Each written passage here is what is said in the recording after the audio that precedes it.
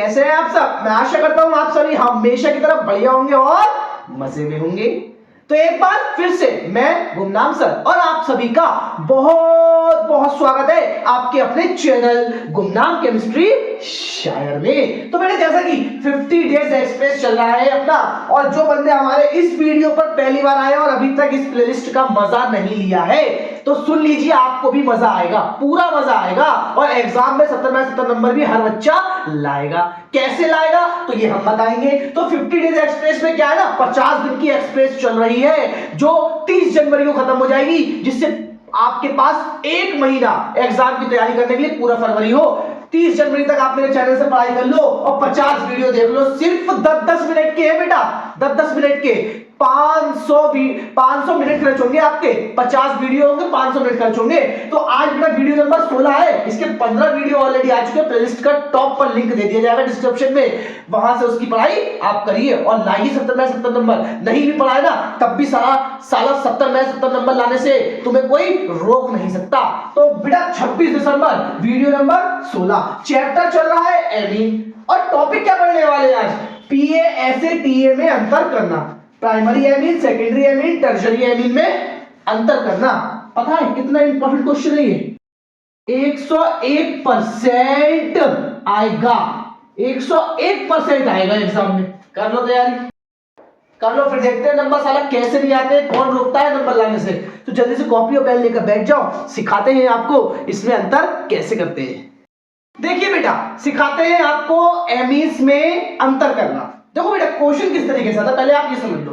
Question आता है पीए S A TA में अंतर करें या पृथक्करण करें। पृथक का मतलब ही होता है अलग करना, और करण विधि, तो अलग करने की विधि पृथक्करण।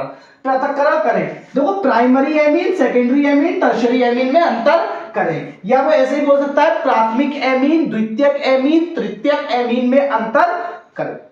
देखो आ जाएगा, सिंपल सा क्वेश्चन होता है, आसान सा टॉपिक है। देखो क्या करना है, आप पहले क्या करेंगे, कॉपी पे 3 कॉलम इस तरीके से बना लेंगे। ठीक है, इस तरीके से 3 कॉलम बना लेंगे। अब आप सोचते हो कि थ्योरी भी होनी चाहिए, तो थ्योरी भी बता देंगे, या थ्योरी खुद लिख लोगे। अगर हमारे चैनल से पढ़ाई करते ना तो हम थ्योरी कभी खुद नहीं लिख पाते, बच्चा खुद लिख लेता है, यहाँ आकर लिखना सीख जाता है। ठीक है, अब देखो जैसे कि प्राइमरी एमीन, पहले आप आगे ध्यान मत देना, आप प्राइमरी एमीन पर आओ, पहले मैं अंतर करना बताता हूं, फिर आपको थ्योरी लिखना ही बता दूंगा। देखो भाई, ये होता है हिसनबर्ग, ये सॉरी इसको बोलते हैं हिंसबर्ग अभिकर्मक।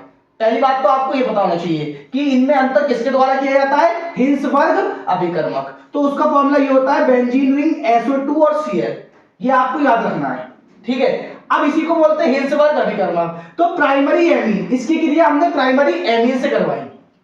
देखो प्राइमरी एमीन में होते हैं H और इसके पास है Cl, तो भैया मिलकर बना लेंगे वो HCl। देखो यहां से Cl का एक बॉन्ड खाली हुआ, यहां H का एक बॉन्ड खाली हुआ, तो इस SO2 पर जहां से Cl जुड़ा था सिंगल बॉन्ड से, तो ये N उस पर जाकर जुड़ जाएगा। जैसे ही N उस पर जुड़ेगा, N पर एक H पहले से मौजूद है और दूसरा R मौजूद है। जैसे आप ना ये वाला H मत लीजिए, अगर आपको थोड़ा समझने में दिक्कत होती हो तो उसका भी इलाज है। आप ये वाला H लीजिए, सपोज इसने HCl बनाया तो यहां से टूटा, अभी देखिए यहां से तुरंत ऊपर आकर जुड़ गया। अच्छा, ये जो यौगिक बनते हैं इसमें देखो एल्केन समूह है, तो इनको बोलते हैं N alkyl benzene sulphonamide, N alkyl benzene sulphonamide. अब क्या होता है, इस यौगिक में जो ये बना है इसमें मिला देते हैं थोड़ा सा caustic soda NaOH, sodium hydroxide, NaOH मिला देते हैं। अब जैसे ही NaOH मिलाते हैं, ये एक एसिड की तरह काम करता है और ये एक बेस। तो क्या होता है, देखो इसके पास H मौजूद है और इसके पास OH, तो H और OH क्रिया कर कर बना लेते हैं जल, और जल निकल जाता है। अब क्या बचा आपका, इसका रह गया Na और इसका रह गया इतना हिस्सा H को छोड़कर। तो देखो H को छोड़कर ये हिस्सा लिखा है, N के पास N ने H के इलेक्ट्रॉन ले लिए, उसके ऊपर इलेक्ट्रॉन अधिकता है, तभी H वहां से प्रोटॉन बनकर रिलीज हुआ है और उसने OH से क्रिया करी है। अब N पर रहेगा माइनस, और जो Na था तो ये होता है Na पॉजिटिव, OH निगेटिव, ये होता है निगेटिव, ये होता है पॉजिटिव। ठीक है, तो इसके पॉजिटिव ने इसके निगेटिव से क्रिया करी जो कि OH होता है, और पॉजिटिव वाला इसकी जगह पर जुड़ेगा, जो कि हमने ऐसे करके बाहर दिखाया है प्लस में, इसको बोलते हैं सोडियम लवण। ठीक है, अब देखो सेकेंडरी एमीन पर आते हैं। देखो सेकेंडरी एमीन में क्या करा हमने, सेकेंडरी एमीन में हमने इसकी क्रिया सेकेंडरी एमीन से करवाई, हिंस वर्ग अभिकर्मक की, तो सेकेंडरी एमीन का फॉर्मूला यही तो होता है NH पर 2R। अब देखो इसके पास भी बेटा H है और इसके पास है Cl, तो फिर से बनेगा HCl। अब जहां से टूटा है तो N उस पर जाकर जुड़ जाएगा और दोनों R समूह N पर जुड़े तो वो भी जुड़े रहेंगे। अब देखो इसमें 2R है तो इसको बोलते हैं N, दो के लिए लगाते हैं डाई एल्किल बेंजीन सल्फोनेमाइड। इतना समझ में आया? अब इसमें क्या करा, इसी की तरह इसमें भी NaOH मिलाएंगे क्योंकि अंतर करना है, तो इसमें भी NaOH मिलाएंगे। अब देखो बेटा इसका NaOH इससे क्रिया करे तो करे कैसे, यहां पर इसके पास H था तो इसने क्रिया कर ली, इसके पास तो H ही नहीं है N के पास, और जब H नहीं है तो वो NaOH से क्रिया करके जल कैसे बनाएगा, इसीलिए इनकी रिएक्शन नहीं होती है। अब ये देखो प्राइमरी और सेकेंडरी में अंतर हो गया, मतलब प्राइमरी की रिएक्शन हो रही है NaOH के साथ और सेकेंडरी की नहीं होती है। तो इससे आप पता लगा सकते हैं कि प्राइमरी एमीन कौन सा और सेकेंडरी एमीन कौन सा है। अब बारी आती है टर्शरी एमीन की। देखो बेटा मैंने यहाँ पर टर्शरी एमीन लिख रखा है, 3 R लगा दिए एक N पर, जैसा कि अभी पीछे मैंने आपको बताया था। अब देखो ये है आपका हिंस वर्ग अभिकर्मक, तो ये सब में इसका Cl ना इसके H से क्रिया कर रहा था, देखो ClH, लेकिन अगर आप प्यार से और ध्यान से देखें क्या इसके पास कहीं कोई H दिख रहा है? अब जब इसके पास H ही नहीं है तो ये क्रिया करे तो करे किससे, इसीलिए ये क्रिया होगी ही नहीं। अब समझिए तीनों में अंतर कैसे हुआ, इसमें इसकी रिएक्शन 2 स्टेप तक चली, इसकी एक स्टेप पे सिमट गई, आगे क्रिया नहीं कर पाया। और जो टर्शरी होते हैं वो शुरू में ही हिंस वर्ग अभिकर्मक से ही क्रिया नहीं करते, तो साला आगे रिएक्शन क्या हो गया इनमें अंतर। अब भाई कुछ यहां पर ऐसे भी होंगे कि सर ने अंतर में थ्योरी नहीं लिखवाई, तो मेरी बात सुन लो मेरे प्यारो, मेरी बात सुन लो, मैं बताता हूं तुम्हें थ्योरी कैसे लिखी जाती है। देखो इधर देखो, यहां पर लिखेंगे जब हिंस वर्ग अभिकर्मक की क्रिया किसी प्राइमरी एमीन के साथ होती है तो N एल्किल बेंजीन सल्फोनेमाइड बनते हैं, जिसमें NaOH मिलाने पर सोडियम लवण, ये हो गया इसका पॉइंट।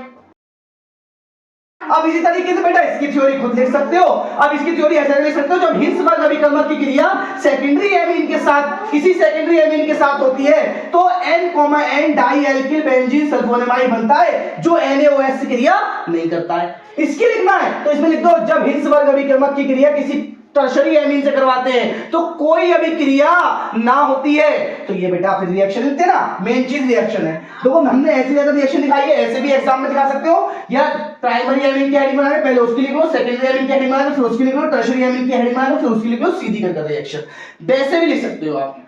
ठीक है, जल्दी से आप पहले 2 मिनट में साइड में दो, आप इसे नोट कर लो। हो गया बेटा, नोट हो गया। अब मैं थोड़ा सा एक आपको डाउट और क्लियर कर दूं, फिर उसके बाद में क्लास को खत्म करते हैं। देखिए थोड़ा सा डाउट ये आएगा आपके मन में कि यहाँ पे R समूह चल रहा है, भाई ऐसा हो सकता है वो बोलते हैं मेथिल एमीन, बोल दिया methyl amine, di methyl amine, तो 2 CH3 समूह यहां लगा दो, डाई मेथिल एमीन और ट्राई मेथिल एमीन, तो 3 CH3 समूह यहां लगा दो बेटा, लगा दिया। अब वो बोले कि भैया इन तीनों में अंतर करो, तब भी हम इस वर्ग अभिकर्मक से ही क्रिया करवाएंगे, और यहां पे जहां R था वहां कौन आ जाएगा, CH3 आ जाएगा। तो जहां एल्किल था तो एल्किल का नाम लिख देंगे, और CH3 का नाम क्या होता है, मेथिल, तो हो जाएगा N मेथिल बेंजीन सल्फोनेमाइड। तो जहां R है वहां पर क्या आ जाएगा, CH3 आ जाएगा। हो गई सेम रिएक्शन, हो गई। अब इसी तरीके से यहां पर भैया यहां CH3 आया है तो इसका R हटाएंगे, यहां CH3 लगाएंगे, इसका R हटाएंगे, यहां CH3 लगाएंगे, नाम में कर देंगे N, डाई और मेथिल, क्या कर देंगे, मेथिल, और हो जाएगा आपका बेंजीन सल्फोनेमाइड। NaOH से क्रिया इसकी होती नहीं है, इसमें कोई रिएक्शन नहीं होती है, समझ में आया। अब वो R समूह आप C2H5 बोले, C3H7 बोले, C4H9 बोले या C6H5 बोले, आप अंतर यूं ही का यूं ही कर सकते हैं। तो अगर यार वीडियो अच्छा लगा है तो यार एक लाइक बनता और साथियों के साथ शेयर करना।